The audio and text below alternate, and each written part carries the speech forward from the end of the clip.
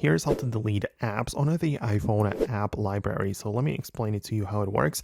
If you're new here on or first time on a Foxtecc channel, make sure you subscribe so you don't miss the upcoming tutorials and videos like this. So of course, when you swipe all the way to the right across your home screen and get to the app library, it's all sorted into these like folders, and you can, access all of your installed apps.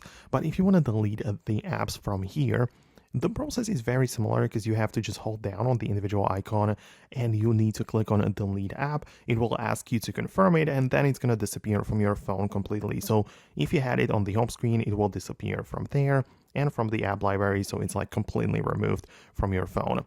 The thing which you should keep in mind is that you always have to hold it down on the icon of the app, because if you go to this like search mode where you have the app icon as well as the name in the list, when you hold down on like the text thing, sometimes it doesn't show you the ability to delete it. Like, it depends on the iOS versions. In the latest one, it appears to be working, but back in the day, we had to hold it down on the icon only to make it or make these options appear so we can actually delete it. So it's like, yeah, it's not really that big of a deal, but that's how you can do it. So let me know in the comments below if you managed to delete the apps that you needed. Hit the thumbs up button and subscribe for more, and I'll talk to you in the next videos as well.